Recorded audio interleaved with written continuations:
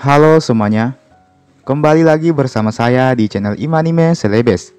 Sebuah channel yang akan membahas tentang semua hal unik yang ada di Sulawesi Selatan dan masih banyak lagi. Di video kali ini, kita akan kembali melanjutkan serial Ilaga Ligo. Dan kini, kita telah berada di episode yang ke-78.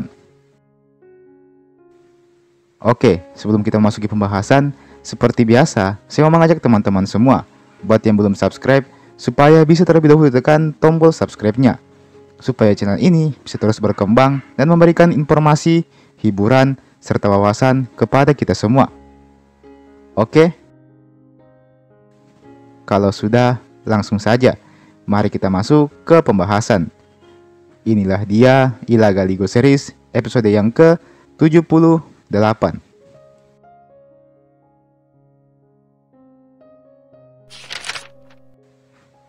Ilaga Ligo nampak masih terharu menyaksikan anak di depannya ini. Anaknya kini telah sebesar ini. Lama Panganro, dialah kelak yang akan menjadi penguasa di 4 kerajaan sekaligus. Aleluwu, Alecina, Pujananting, dan Sunrariaja. Maka tak heran Laga Ligo amat sangat membanggakan anaknya ini. Keduanya pun langsung masuk ke dalam istana dan mulai bercakap-cakap perihal masa-masa yang dialami oleh Lama Panganro di Pujananting. Tak lupa pula Laga Ligo ikut menceritakan masa lalunya, termasuk ketika dia menangkap milik Naiyo dan mengeksekusinya. Lama Panganro sendiri tidak menganggap tindakan Laga Ligo adalah suatu kesalahan, karena memang Sunrariaja duluanlah yang mau menyerang Alecina.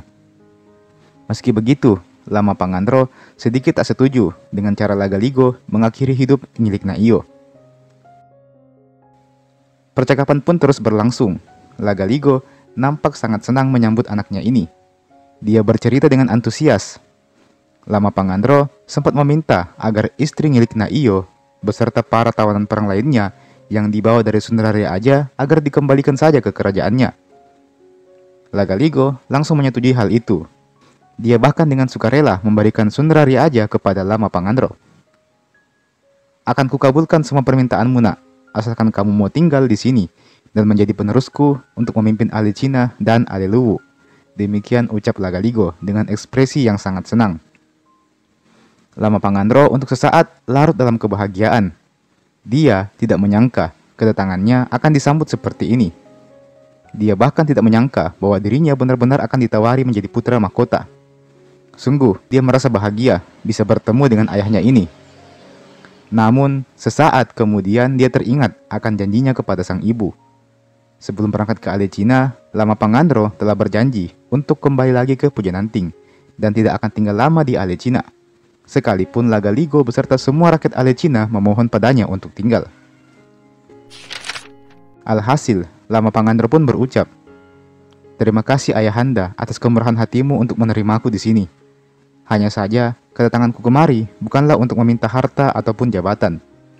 Aku kemari semata-mata hanya ingin bertemu dengan ayah dan kakekku, yang selama ini hanya ku dengar ceritanya dari ibuku.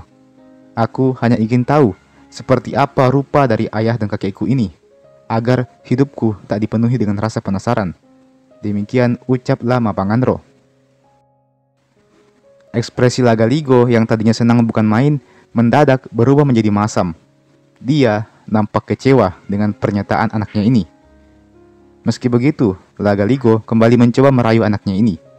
Laga Ligo menceritakan tentang betapa luasnya Aleluwu dan Alecina, tentang betapa kayanya sumber daya alam kedua kerajaan ini, tentang berapa banyak gadis cantik yang akan menjadi milik Lama Panganro jika dia mau tinggal, hingga tentang betapa kuatnya kekuatan militer dari Aleluwu dan juga Alecina.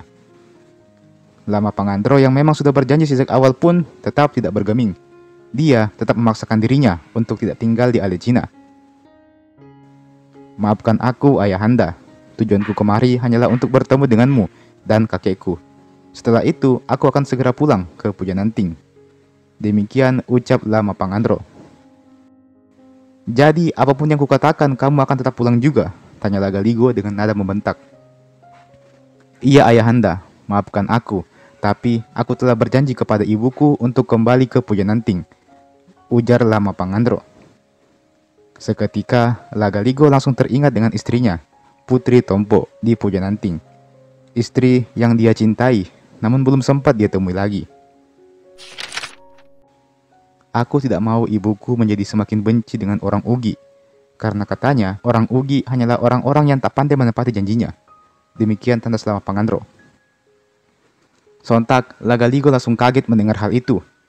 Dia teringat akan dirinya yang tidak menepati janji untuk kembali ke Pujananting. Lagaligo pun merasa tersinggung mendengar hal itu.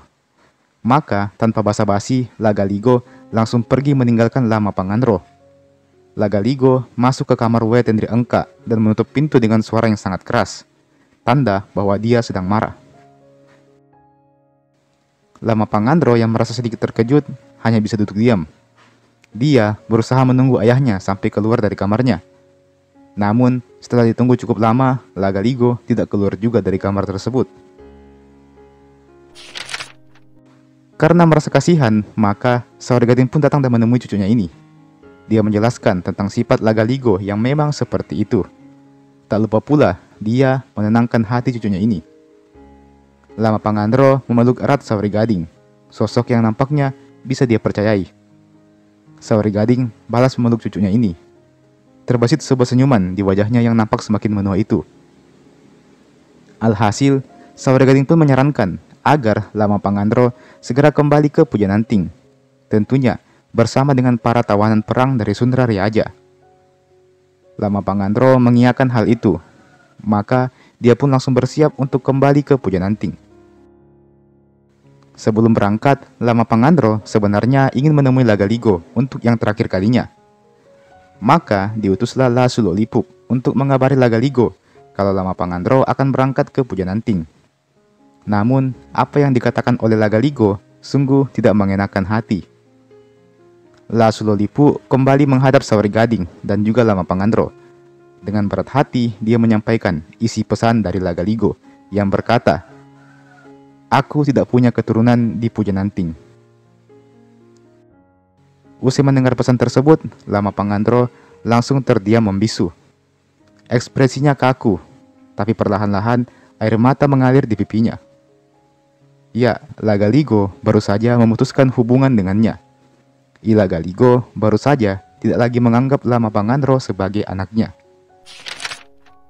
Lama Pangandro yang sudah sedih pun kini menjadi semakin sedih. Hatinya serasa tercabik-cabik, antara marah dan sedih, bercampur aduk, membuatnya tidak tahu harus membalas apa.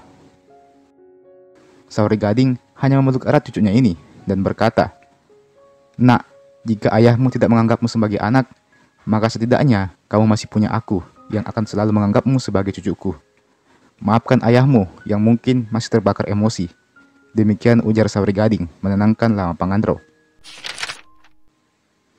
Lama Pangandro perlahan-lahan mengusap air matanya. Dia pun langsung berpamitan dengan Saori Gading dan langsung pergi berlayar kembali ke Pujananting. Keberangkatan Lama Pangandro ini tidak diiringi tarian bisu atau upacara apapun. Dia pergi sebagai orang biasa, bukan sebagai seorang putra mahkota.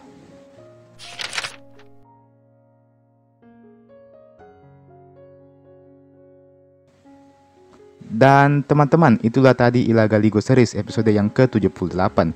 Tentu kita masih akan lanjutkan lagi beberapa hari setelah video ini saya upload. Jadi silahkan tunggu terus di channel ini. Oke? Jangan lupa untuk like ini video. Jangan lupa juga untuk share ini video ke teman-teman tak yang lain. Dan jangan lupa juga untuk subscribe ke channel ini. Nyalakan juga loncengnya supaya tidak ketinggalan kalau ada video baru yang saya upload di channel ini. Oke? Sambil menunggu silahkan tonton video saya yang lainnya. Dan terakhir saya ucapkan terima kasih banyak buat teman-teman semua yang telah menonton video ini sampai habis. Dan sampai jumpa, sampai bertemu lagi di video berikutnya.